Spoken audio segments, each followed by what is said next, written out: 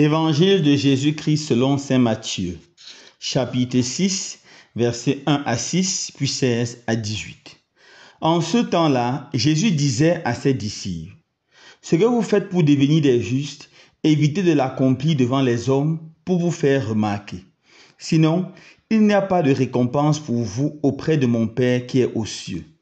Ainsi, quand tu fais l'aumône, ne fais pas sonner la trompette devant toi, comme les hypocrites qui se donnent en spectacle dans les synagogues et dans les rues, pour obtenir la gloire qui vient des hommes.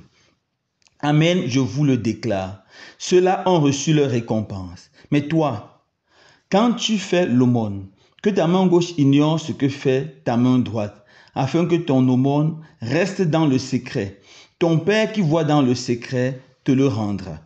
Et quand vous priez, ne soyez pas comme les hypocrites. Ils aiment à se tenir debout dans les synagogues et au carrefour pour bien se montrer aux hommes quand ils prient. Amen, je vous le déclare, ceux-là ont reçu leur récompense. Mais toi, quand tu pries, retire-toi dans la pièce la plus retirée. Ferme la porte et prie ton Père qui est présent dans le secret. Ton Père qui voit dans le secret te le rendra. Et quand vous jeûnez, ne prenez pas un air abattu comme les hypocrites. Ils prennent une mine défaite pour bien montrer aux hommes qu'ils jeûnent. Amen, je vous le déclare, ceux-là ont reçu leur récompense. Mais toi, quand tu jeûnes, parfume-toi la tête et lave-toi le visage. Ainsi, ton jeûne ne sera pas connu des hommes, mais seulement de ton Père qui est présent au plus secret. Ton Père qui voit au plus secret te le rendra. Acclamons la parole de Dieu. Louange à toi, Seigneur Jésus. Frères et sœurs bien-aimés, dans l'évangile de ce jour, saint Matthieu touche un point très important pour nous les chrétiens.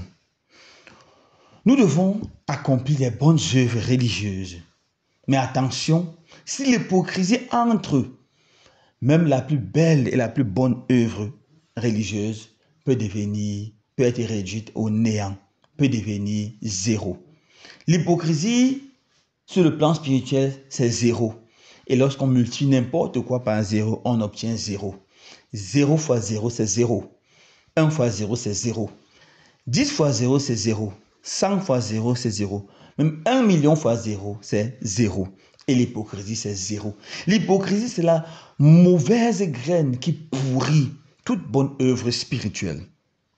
Il touche ici là les trois grandes et belles œuvres spirituelles qui aident grandement à grandir sur le plan spirituel. La première, c'est la charité. Donner l'aumône aux pauvres. Donner l'aumône aux pauvres est une bénédiction. Dans le livre de Job, on dit « Donner l'aumône aux pauvres attire sur nous la bénédiction du Seigneur et repousse le malheur. » Saint Jacques nous dit « La charité couvre une multitude de péchés. » Mais quand on donne pour se faire voir, alors ça annule cette bonne action. Ça ne couvre plus aucun péché, ça n'attire plus aucune bénédiction. Ceux qui donnent la charité pour se faire voir, c'est ceux-là qui aiment aller dans les églises pour donner faire des récoltes ou leur offrande de façon ostentatoire. Tout le monde va voir et applaudir, on va crier. C'est ceux-là qui se comportent comme des véritables politiciens, qui donnent, pour donner une petite chose à quelqu'un, ils doivent appeler toutes les chaînes de télévision afin qu'on voit et qu'on publie pour montrer aux hommes combien ils sont généreux. Ça ne sert à rien, car vous avez déjà reçu votre récompense. Jésus dit, quand tu donnes, que ta main gauche ignore ce que donne ta main droite. Que ta main gauche ignore ce que donne ta main droite. Certaines personnes donnent à des personnes pour les humilier. Tu es vêtu à cause de moi. Ça annule ce don. Tu es capable d'aller à l'école à cause de moi. Ça annule ce don. Tu souris à cause de moi. Ça annule ton don. Nous devons apprendre à donner dans la simplicité et dans l'humilité. Deuxièmement, la prière. La prière, c'est l'union forte avec Dieu. C'est la rencontre avec Dieu. Et c'est la plus grande, la plus belle œuvre spirituelle.